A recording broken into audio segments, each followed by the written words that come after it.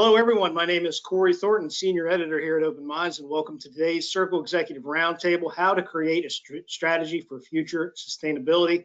Today's roundtable features Open Minds Senior Associate and Strategic Planning Expert, Joe Naughton-Travers. Before we get started, I have a few housekeeping reminders. Your audio is muted for today's briefing, but if you have any questions, you can submit them in the question box located on the right side of your screen. If there's time at the end, we will address them. And finally, the slides and the recording for today's roundtable will be archived and available for subscription members on the Open Minds website starting tomorrow. And with that, here's Joe. Thank you, Corey. Hello, everyone. This is Joe Naughton-Travers, Senior Associate at Open Minds. Today, I'm doing a short version of our approach to strategic planning. I have some longer versions where I dive into more detail, but what I was hoping to do today was to do an overview of the strategic planning process, the core components of that process, and then how you gather that information and use it to come up with your strategic objectives. So strategic planning is obviously critically important, and we often think about it in terms of the three-box approach, which I'm illustrating on this slide. I mean, our plan should address our current market, how things are operating currently, how we optimize our performance and make sure we balance the books, but we also have to have a vision for the future. What service lines we're going to deliver to what consumers, who our key payers are going to be, and what our positioning is in terms of competitive advantage. And then, of course, the challenge for executives is getting from here to there. That's the transition to that future market. So as you think about my presentation, there's really three broad things I'd like you to take away with, because obviously you can pull the slides and look into more detail, as well as I've written a number of articles about the strategic planning topics and the components. But the three things I'd like you to think about are, first, you need to come up with the vision for the future. And I'll describe that a bit more on this slide. So you have to have a clarity about what that is that your organization is going to be, and that vision is sustainable. The second piece is what most of this presentation is about doing the right analysis in order to come up with your strategic objectives to reach that vision. I'll describe it as external and internal analysis, where we pull together data, we figure out what it means for the organization, and then incorporate it into our planning meeting. And then the third thing is, once you've come up with a plan, high-level objectives, a direction, initiatives, it's really critically important that you actually manage the implementation of the plan. So it's not just a book that we put on the shelf, it's actually a living, breathing document that we use to move forward. So again, those 3 points are coming up with the vision for a sustainable future. Number 2, doing the analysis with all the right components. That's the details of my presentation. And then once you have the plan, making sure that you actually implement it so that you can achieve the outcomes that you're looking for. So when we talk about vision, I'm not talking about the vision or mission statement that's on your website. I'm talking about what your organization is going to look like in the future. Who are you going to serve? Why consumers and payers are interested in you and not other providers? That's called your value proposition. And your market positioning, how folks will see you, your organization, in comparison with others. So the notion it's who you're going to serve, what services, and what payers will fund those services, and that you've planned it in a way that that's sustainable for an organization's standpoint. So you can read more about the notion of mission and visioning. I have the reference to the various newsletter articles embedded in the slides here. So you can grab those afterwards and take a deeper dive. From an overall standpoint, we think of strategic planning at Open Minds as having 4 phases, as illustrated on this slide. The first and the second phase are what you would probably call the planning process. Phase 1 is that analysis that I'll lead you through all the components of during my presentation today. Number 2 is the planning meeting and coming up with the high-level objectives, tactics, implementation, timeline, etc. The end results of the second phase are having enough of a plan detailed that you can then move on to the budgeting part, which is phase 3. This is where the adjustments occur in the plan, where you have to adjust your plan based on what you can afford to do at what periods of time.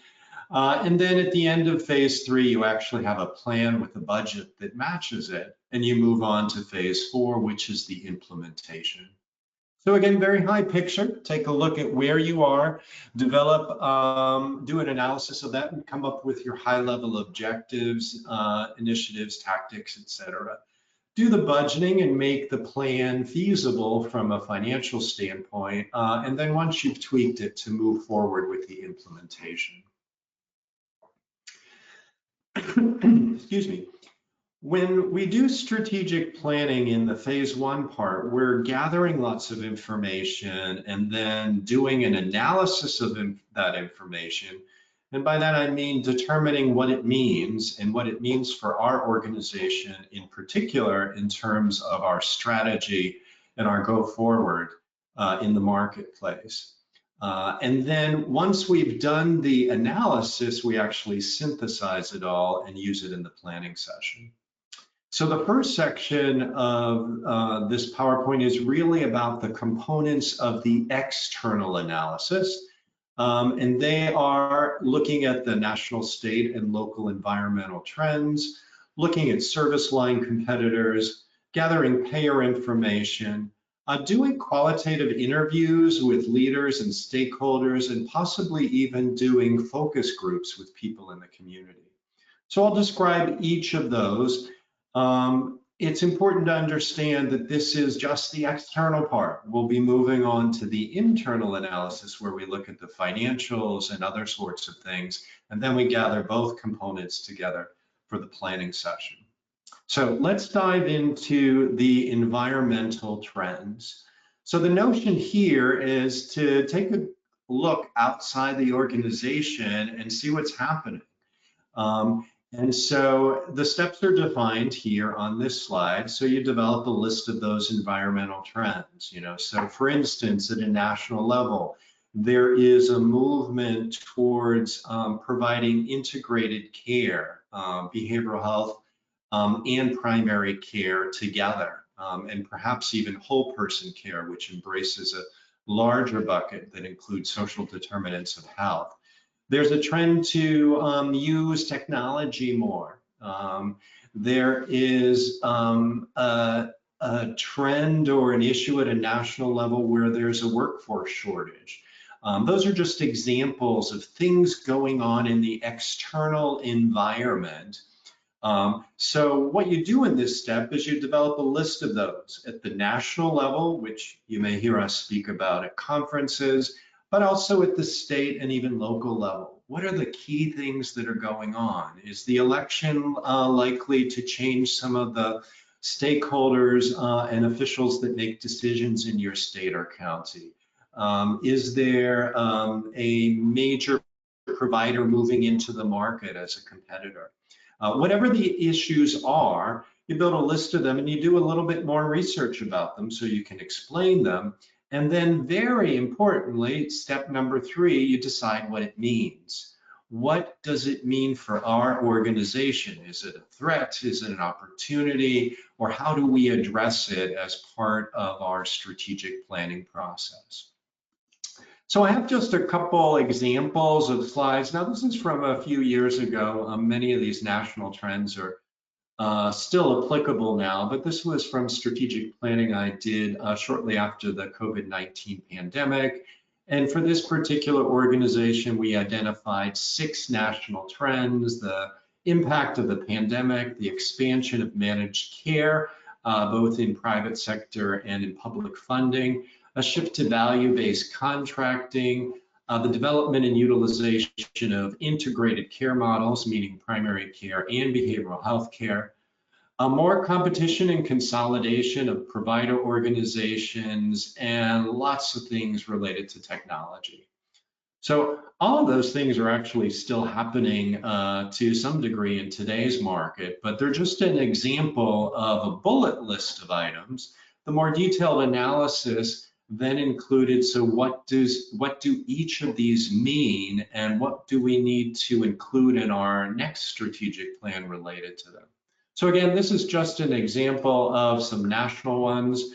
This is an example from a wonderful Texas provider I've done work with, where they listed 7 local trends in terms of their state and counties of high-level issues. Again, this is the bullet list. Each of them had more detail in terms of the timelines, the implications, and other sorts of things for the provider organization. So you can see for them, they had a waiver change happening at the state level. They were wrestling with staff shortages. They had identified some service areas where there were gaps, substance use, school-based services, some issues around funding their services for individuals with developmental disabilities, a whole issue around how the community and the state was going to fund and operate crisis services. And then lastly, for this organization, they had recently been accepted as a CCBHC and were beginning that process, and it had a lot of implications for them. So again, these are just examples from some planning projects that me or our team have been involved with. So that is the environmental trends. What's going on outside our organization, and what does it mean for us as a provider as part of our planning process?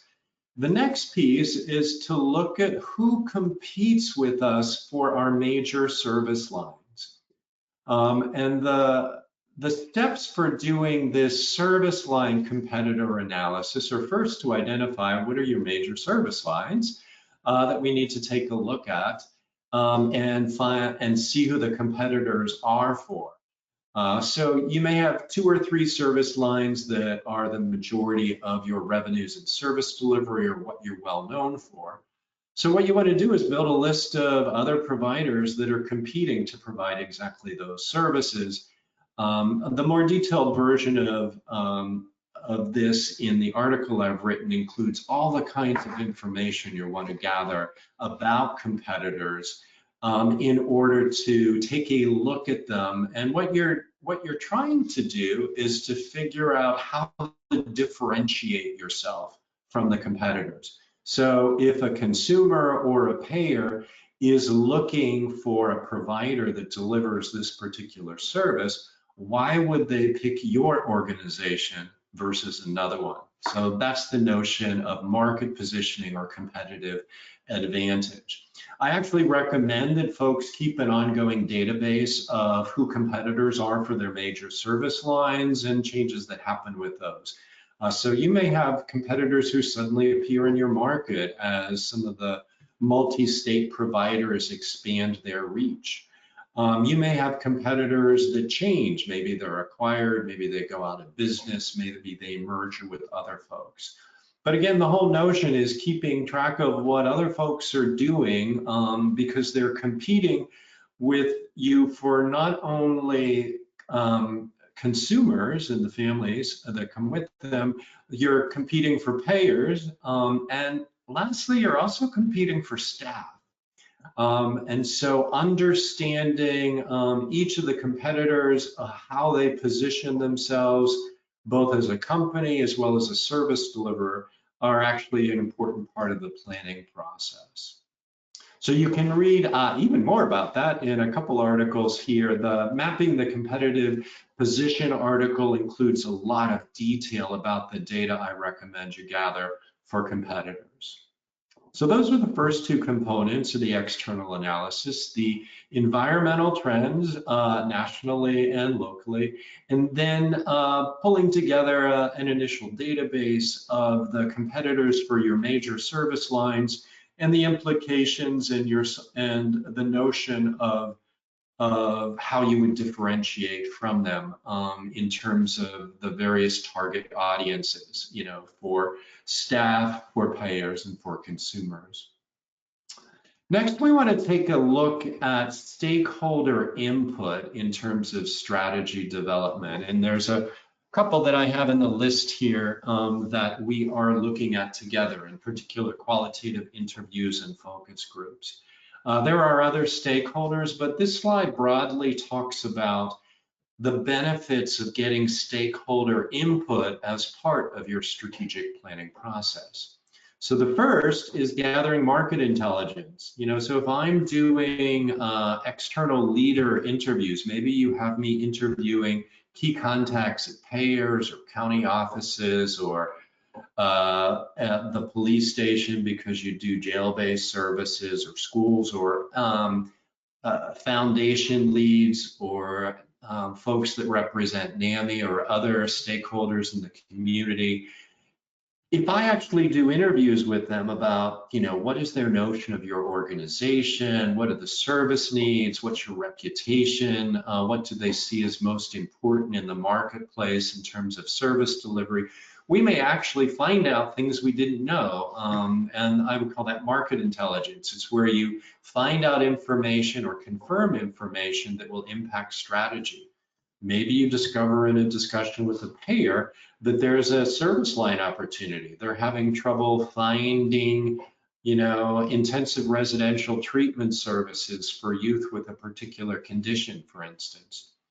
Another benefit of stakeholder input, however you go about it, whether it be interviews, focus groups, surveys, et cetera, is you're gaining engagement. People are becoming involved in the process. So I'm doing strategic planning now for a wonderful organization in the state of Kentucky, and part of our process is reaching out to folks outside the organization to do interviews with them, but it's not only to get their input, but it's for them to feel like they are part of the process of defining what's most important for the community in terms of service delivery. And we can take that a step further in terms of ownership, because if we do stakeholder input gathering, including our staff and our board members, then people actually not only are engaged, but they may take on some ownership and responsibility for helping the organization achieve its strategy once it's defined. So again, the benefits of stakeholder input are many. You can find out things you didn't know or needed to confirm, but very importantly, you can engage people in the process and essentially get more buy-in and ownership as you move forward. To be really successful, a strategic plan needs to be something that a team has come up with. It's not just something the CEO and a consultant came up with in a meeting and then presented to folks. So let's talk more about doing interviews as a part of stakeholder input. The example I was giving was that of doing qualitative interviews with key leaders. So the notion of qualitative versus quantitative, just to remind you, is qualitative is we're trying to flesh out a deeper understanding. We're not just doing a survey that we can score the results, yes or no, or on a Likert scale. So the folks that conduct qualitative interviews need to be good at doing this, because we may have some broad questions we're starting with, but part of doing it well is actually following the responses and trying to tease out more information. So examples of key leaders in your market may be payers, foundation executives, key referral sources, consumer advocates, key leaders in government agencies, those sorts of things. And in general, the questions fall into one of four categories. Service needs, what services are needed or need more capacity. Perceived strengths or weaknesses of our organization and our brand image, how are we seen in the marketplace and what are we seen as doing good versus bad. And then who the key competitors are. You know, when you're looking for intensive residential services for a youth, who comes to mind as a top provider? You know, is our organization in that list, or is it someone else that's a competitor? So those are examples of stakeholder interviews. You can use focus groups in the same way, and rather than conducting interviews with individuals, you're obviously doing it in a group setting. Focus groups work best when there is a group that naturally comes together, because otherwise they're hard to get. So if you wanted to do a focus group with consumers and advocates, if you just announced you were holding a focus group, you may or may not get a whole lot of response. Certainly serving good desserts or beverages or other sorts of things may help get people there, but you're still not likely to get a very large response. But if you already have a consumer council, for instance, or advisory board, going to one of those meetings is sort of a natural focus group. So the challenge on focus group is getting people to attend. So my tip for you is to look for folks that are already meeting. So for instance, if you do a lot of work with the local law enforcement, perhaps there is a time when they have a meeting that you could attend for 20 or 30 minutes and do a focus group with those folks about the individuals they run into as part of their job who have behavioral health conditions. So those are just examples of possible focus groups. So keep in mind, sometimes you want to interview individuals because of their particular knowledge or their place in the marketplace. And other times you're trying to gather information from a group of people in a focus group. You may also do focus groups internally. You may do focus groups with staff as a way to get their input. So again, for more detail about how to conduct stakeholder research, you can dive into the article here I wrote in August of last year for more details about that.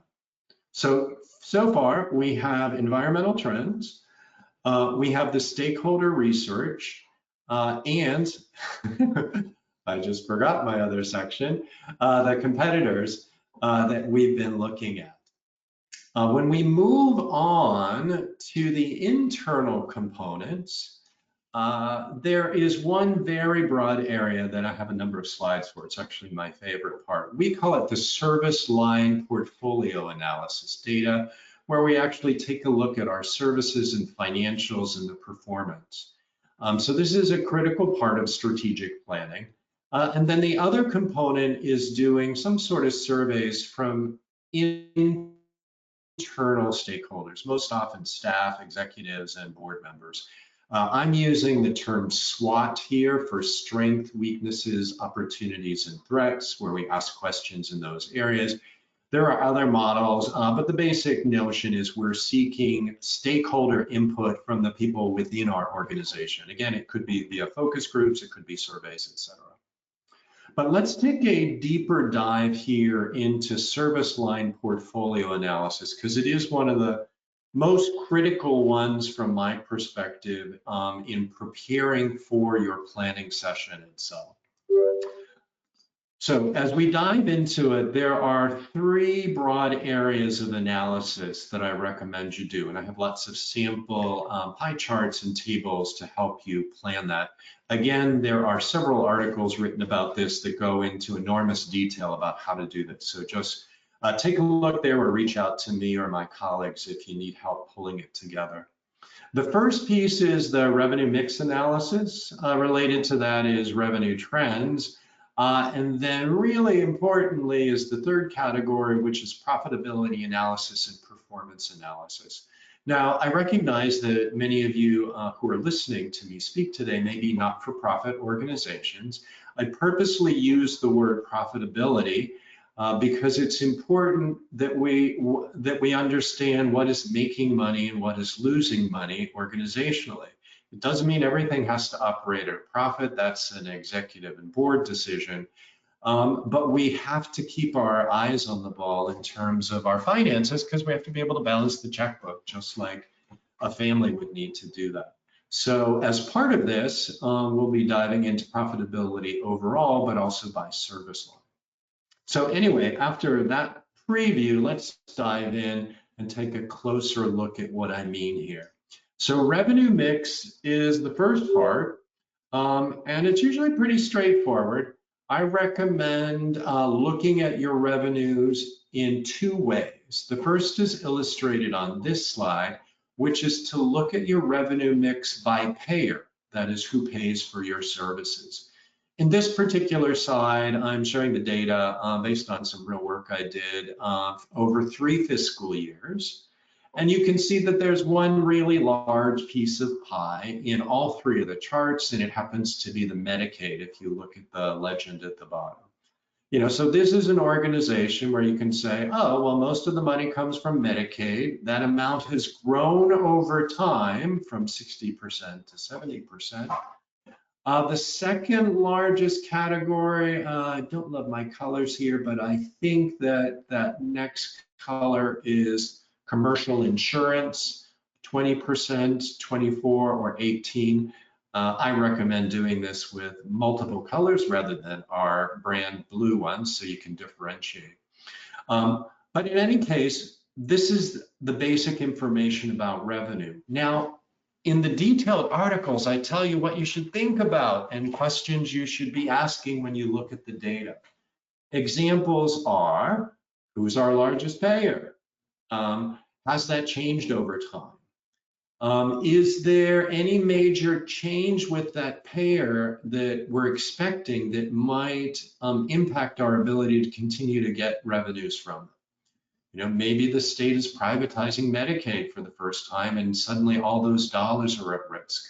Or maybe the state is moving to a different payment model for your Medicaid program. So certainly we want to look at, who the larger payers are and whether there are changes expected for them that we would need to build into our plan. The other thing to think about is all the other pie pieces. Should some of these other pie pieces be bigger? Should we have more commercial and self-pay? Should we be looking for more county and state funding or grants? Are there entire pieces of pie that are missing? So it just helps with the conversation about where our funding comes from and how we want to change it or what we need to look for going forward. In terms of those funding streams. The second way to, and this is just a table showing the same data, not in pie chart format, but in dollar format. So for instance, you can see that Medicaid is the largest at 52 million in fiscal year 2020, moving up to 82 million in 2022. Again, you can see the dollar amounts for the various major payer streams in this table. So again, that's one way to look at revenue is by payer. You can illustrate it in multiple ways. I did it in a pie chart, I've done it in a table, and here I'm doing it in a line chart. And in this case, it helps you see that the growth, if you look at the second set of columns, most of the growth from the organization has been in the Medicaid program. So the totals on the far right have gone up, but it is mostly because the Medicaid revenues have grown significantly. So it also adds a little more quality to your understanding of the changes in revenue. From there, we can move on to revenue by service category or service line or service mix. In this case, the provider that I pulled this data from primarily operated residential services, outpatient clinic, and a small amount of primary care prevention and other services. So you can again see the mix here. You can see that the residential services are the biggest pie piece, 42, 46, and 37%. And a couple other pie pieces, outpatient and community and home-based services were the next largest. Additionally, you can look at this in the same sort of way that you looked at the payer mix, which is, are there changes in the demand or the rules for any of these service lines such that the pie pieces might get smaller or bigger over time? Is there a threat or an opportunity? And are there other pie pieces we should add to the mix? Are there other services we would want to add to the portfolio so it was more diversified if you think of it from a portfolio standpoint? Again, there's not right or wrong answers there. These charts and tables are designed to just guide the discussion. Again, the same data here shown in table format and then also shown in a line chart format. I showed all of those just to give you examples. You may only select one or two versions based upon the information that you have and what best brings up the discussion questions. Total revenue trends are easier. This slide showing an organization growing larger over the time period of fiscal 2017 to 2021. So pretty straightforward. The next piece is the part that I actually like the most. And for many organizations, it's still a new concept. It's the notion of looking at profitability and performance as an organization. So this slide is the simple one. This is just showing total revenues, expenses, profit and loss in dollars and percentages for the whole organization. So these numbers shouldn't be a surprise to any organization. You know whether you've made money or lost money. When you look at this slide, the kinds of things you would discuss are, or at least note, would be, yes, revenues grew over the time period from 87.7 million to 117.8 million. The organization moved from operating at a loss of -2% to a positive margin of 4%, so that's all good.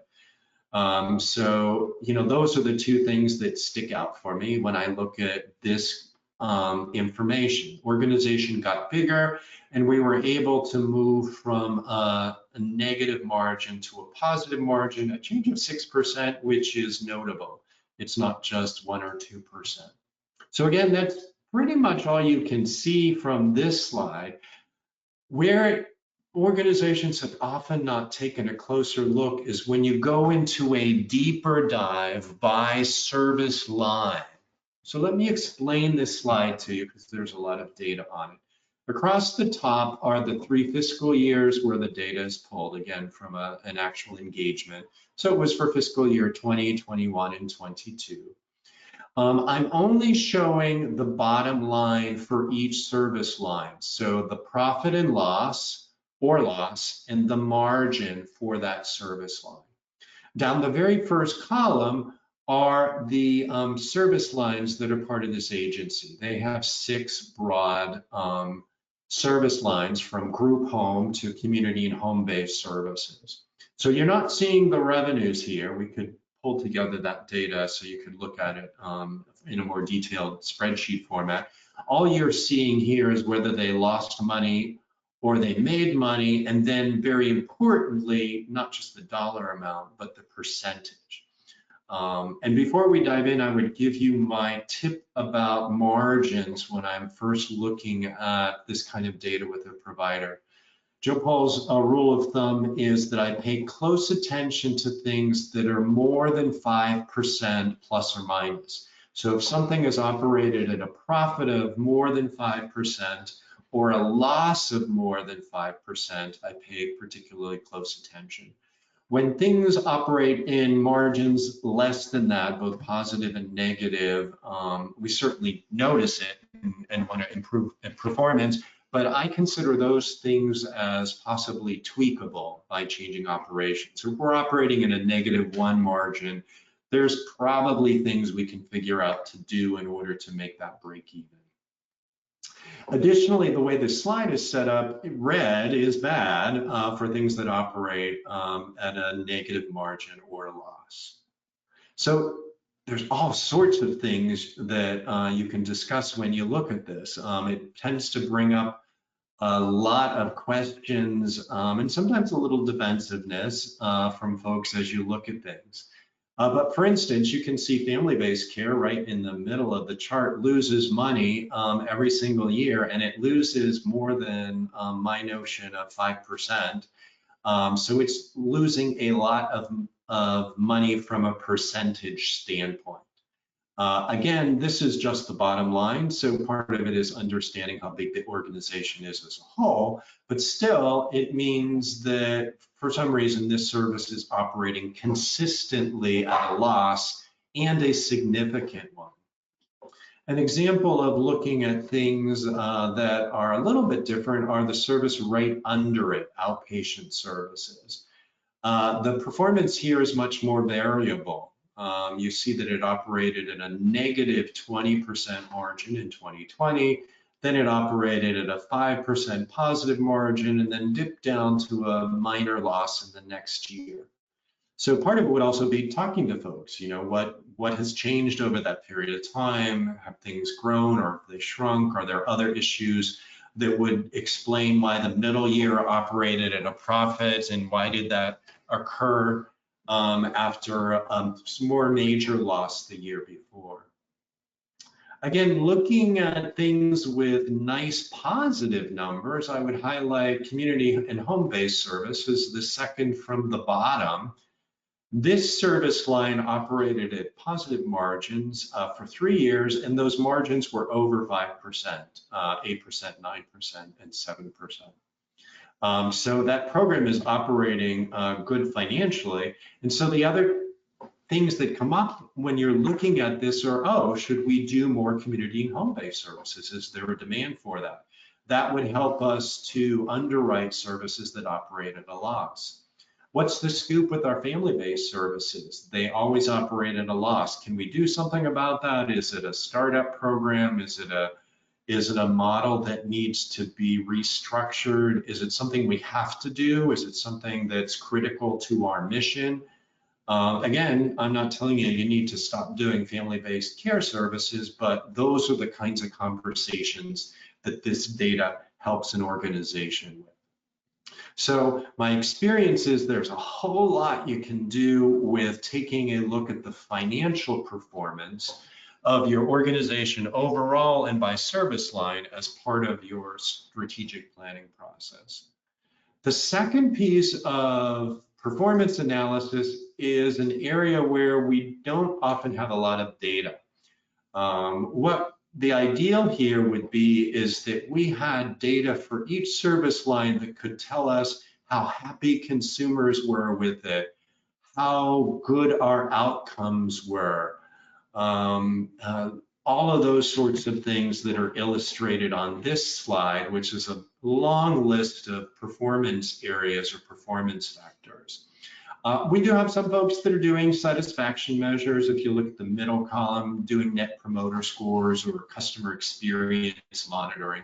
Those are areas where I'm definitely seeing folks have some data that they can look at overall for an organization. They can look at it longitudinally, as well as perhaps even look at the differences between service lines and sites. But the notion here is the more outcome and performance data you have, you can then use it in exactly the same way that we were using the financial profitability data to understand what you're doing well, what you're not doing well, and the implications for your organizations in terms of its strategy going forward. So I was giving examples of all those kinds of questions that you may ask. I'd refer you to the full version of the article that is listed here to get the list of the questions for each of those areas of the service line analysis. Okay, we're almost done with the components of the analysis. The last part is to do stakeholder feedback from your internal staff, commonly using a SWOT, strength, weaknesses, or opportunities, questionnaire or focus groups, or a similar model where you're trying to get folks to tell you the good things and the things that need improvement about your organization. This slide is just the definition of a standard strengths, weaknesses, opportunities, and threats approach. I'm sure you've heard of it. There are other ones. There's one called SOAR, S-O-A-R. But the broad notion is we're just trying to get feedback from folks, and you have to figure out what are the best ways to do it. Do you do an all-staff survey with a very short list of questions? Do you do focus groups? Do you do a survey with just the executive team or with board members? Or do you do interviews? My Kentucky customer just had us conduct qualitative interviews with the strategic planning team on the topic of SWOT as a way to get more anonymous but aggregate data about how the team thought the organization was doing, what it was doing well, what it needed to improve, etc. Again, the notion here is we're trying to get feedback from folks that have knowledge about the organization and or are involved in actually implementing the plan. So if you've done all that, you've taken your external data and internal data, you've pulled it together and you've used various questions to analyze and discuss it, you want to pull together a synthesis of it. My experience is doing that first part usually takes a couple of months. It could take a little bit longer, depending on how you're planning the meetings. But then the goal is actually to pull the information for a planning meeting itself, which is typically a 4 to 6 hour meeting. It's not a long weekend or a week retreat. And the meeting itself has two broad components. One is summarizing that analysis that we've just been talking about, and then creating that vision or revisiting that vision for the future and coming up with objectives. So in the next few slides, I have the sort of broad analysis questions for each of those categories: the trends, competitors, stakeholders, feedback, service line portfolio analysis, performance metrics, etc. So these are the things that you theoretically will have already asked the questions about, and you'll have a summary of them available for your planning meeting. On this slide, I do indicate that we have a number of assessment tools available on our website that can also be helpful to you in assessing how your organization is doing in terms of value-based readiness, readiness for value-based reimbursement, for managed care. I particularly like the financial strength assessment that allows you to understand your overall financial status as an organization. So if you haven't seen those, take a look at those tools. They're available on our website, and our team members can help you with it. We also particularly have developed a tool related to our leadership competencies. I wrote an article with Monica about that last year in our 5 domains of leadership competencies, and a tool that you can use with your executive and leadership team to identify strengths as well as areas for development. So again, I want to revisit that notion of the future vision for an organization. So we're about to pull together all the data and look at it, but we're also looking at where we are in the future in terms of what the future will look like, who will be our payers, our core service lines, and what populations we're serving, and what our value proposition will be in the market, or what our market position is for the future. On this slide, I have a sample of a planning meeting agenda, reviewing the agenda, a synthesis of those internal and external analysis components, strategic scenarios for the future. I didn't have time to cover this in today's presentation, but the broad notion is if the future is a bit uncertain, we may need to plan for more than one possible future. Maybe the state is looking at changing its entire payer system for Medicaid, or maybe there's another major market change that you're not certain is going to occur, and that you decide you actually need to plan for both scenarios. Again, you can read more about that in my article about scenario-based planning. But then you move to item number 4, which is to you revisit those scenarios and you come up with your market position and develop in step number 5 here those high-level objectives. Again, typically folks might have 3 to 6 objectives.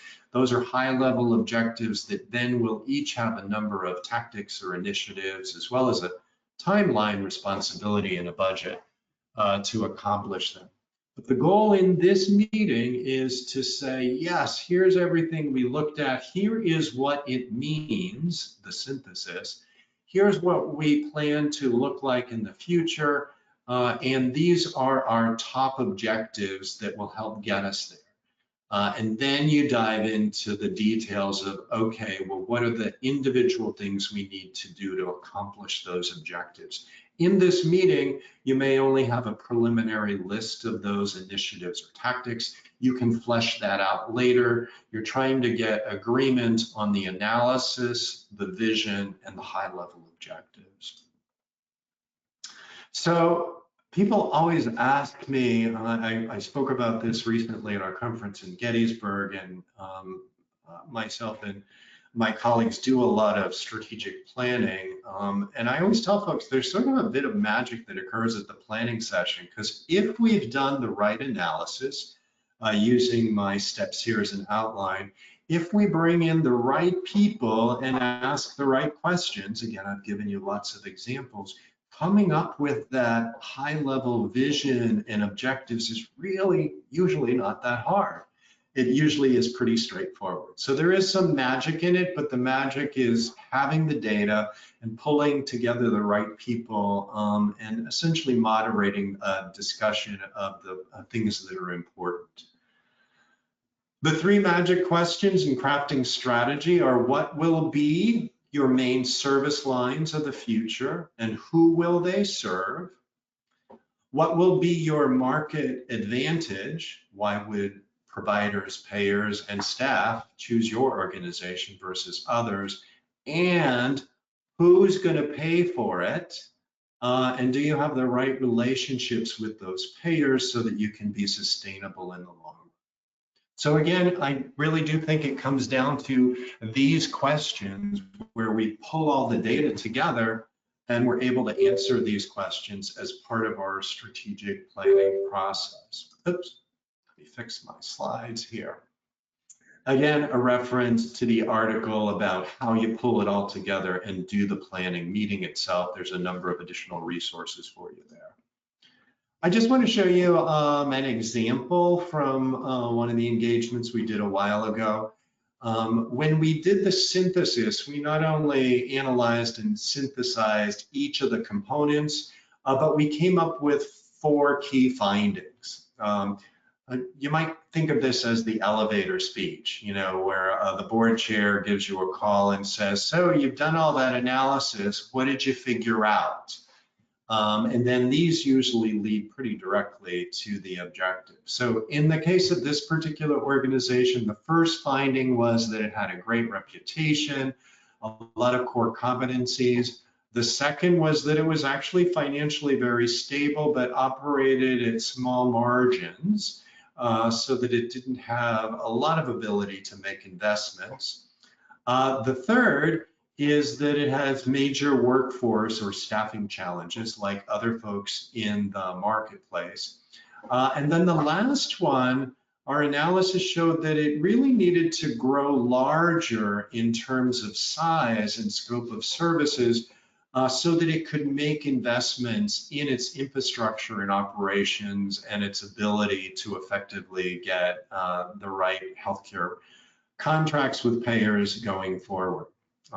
So again, this is that very particular provider organization at a moment in time. And what it did was it led us to their 4 objectives. And again, they don't always match exactly 4 findings and 4 objectives. They are written as, you know, beautiful wordsmith language, which is important, but I would summarize them as number 1, to be known as a great provider. Number 2, to diversify and grow in size and services. Number 3, to work hard on the HR human capital piece, addressing recruitment, development, retention efforts. And the number 4 is to invest in infrastructure. Again, lots of other words here, but that's essentially where we landed from an objective standpoint. And from there, they built out a detailed plan that included all of the things they needed to do, in their case, over a 3-year time to accomplish each of these objectives. They had assignments for who was responsible to do what in what time frame, and they actually built performance metrics so that they could measure progress along the way. Again, I don't have time to go into all of the components about how to build the detailed implementation plan, the timelines, and the performance metrics. You can read more about that in some of our other articles, but I have here been able to give you the big picture of what you really should be doing in terms of strategic planning. So again, just to briefly summarize, I'd like you to take away 3 broad points. The first is that you really have to craft that sustainable vision. If you remember those 3 questions in a slide just a few slides ago, about who you're going to serve, what your service lines will be, what your positioning is, and what the payers will be. The second is to do a good job at the analysis. Look at all the internal and external components. If you haven't done it before, we've written articles about each of those components that can help guide you in the process. But then pull the right people together to analyze those components and describe what it means. What are the implications for us as an organization? What does it mean for our plan? And then you need to synthesize all that so that you can come up with your high-level objectives. So vision, do the analysis, pulling in all the right internal and external data, coming up with your objectives. And then 3, the piece I didn't get for you in this presentation, is build a robust implementation plan that you manage, have performance metrics for, and can adjust if your tactics don't work out exactly the way you plan for, so that you can actually show the next time you do your plan that you have accomplished a lot of milestones towards those strategic objectives. So that is my presentation. I'm going to actually come off of showing my screen and invite my colleague, Corey, to join us. Thanks, Joe. I'm back. Having a little technical difficulty on my camera. I do want to thank you for today's presentation. I want to thank everybody else who joined us. We're done a little bit early, but it's while I'm going through the final spiel, if any questions come up, you can submit those. And I want to echo Joe's comments about our deep library of articles at the openminds.com website about this topic, many of them crafted by Joe himself. And I want to remind everybody that the slides and the recordings for this event will also be posted at Open Minds' website starting tomorrow. And then I invite you to join us next week on Thursday, November 7th at 1 p.m. for Navigating Unprecedented Growth, the Recovery Innovations Case Study.